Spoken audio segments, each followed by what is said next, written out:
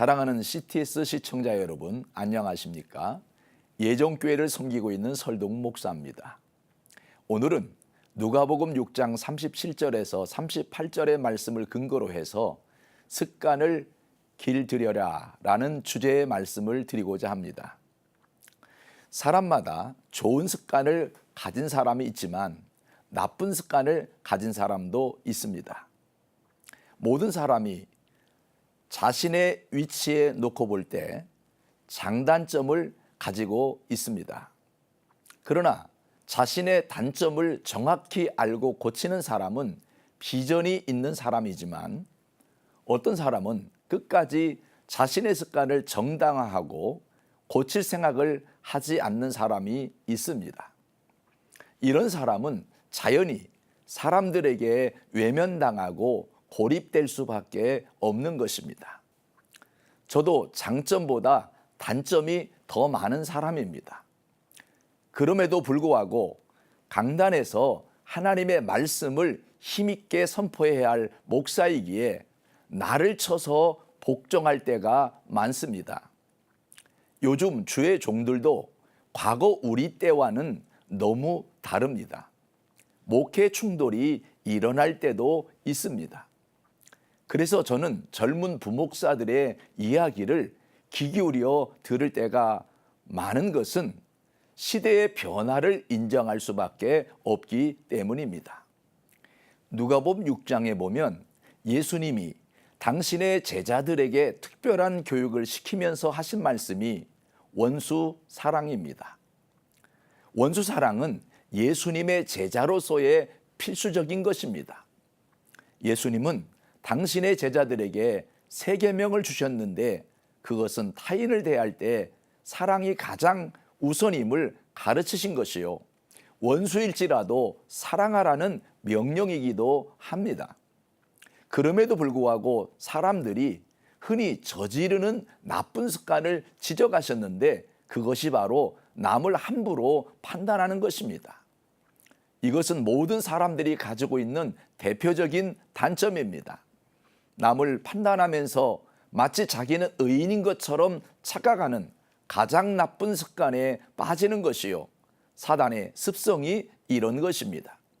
이런 악한 습관의 고리를 우리는 끊어야 합니다. 그래서 예수님은 당신의 제자들에게 이것이야말로 반드시 고쳐야 할 악습이라고 지적하셨던 것입니다. 원수를 사랑하는 것이 저와 여러분이 마땅히 배워야 할 필수 과목이라면 남을 판단하는 것은 저와 여러분이 반드시 버려야 할 금기 사항이기 때문입니다. 그렇다면 이런 나쁜 버릇을 어떻게 고칠 수 있을까요? 첫째는 남을 판단하려는 마음이 생길 때 하나님은 나를 어떻게 판단하실까를 먼저 생각해야 합니다. 내가 남을 판단할 위치에 있기 이전에 이미 우리는 하나님의 판단을 받을 수밖에 없는 존재임을 인식해야 합니다. 다시 말하면 우리는 누구를 판단할 위치에 있지 않다는 것을 먼저 깨달아야 합니다. 그 말씀이 바로 37절에 기록되어 있습니다. 비판하지 말라. 그리하면 너희가 비판을 받지 않을 것이요, 정죄하지 말라. 그리하면 너희가 정죄를 받지 않을 것이요, 용서하라. 그리하면 너희가 용서를 받을 것이요 라고 예수님께서 말씀하셨습니다. 남을 판단하는 문제에 대해 예수님은 간단하게 비판을 금하고 있습니다. 그렇다면 예수님이 왜 남을 비판하는 것을 못하게 비판치 말라고 명령하셨을까요?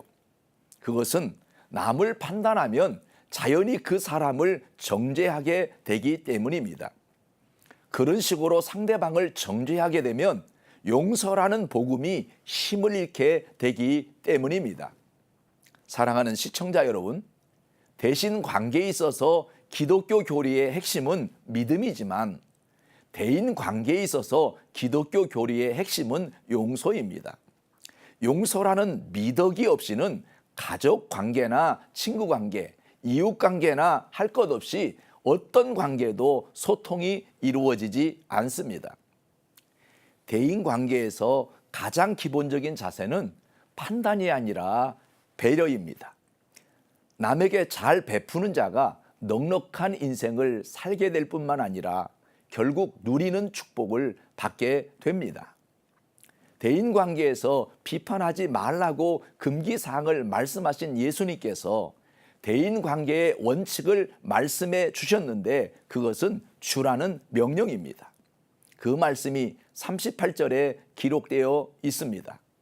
주라, 그리하면 너희에게 줄 것이니 곧 후이되어 누르고 흔들어 넘치도록 하여 너희에게 안겨주리라. 너희가 헤아리는 그 헤아림으로 너희도 헤아림을 도로 받을 것이니라. 다시 말하면 사람을 만날 때 판단을 하기보다는 내가 이 사람에게 무엇을 줄 수 있을까를 생각하라는 것입니다.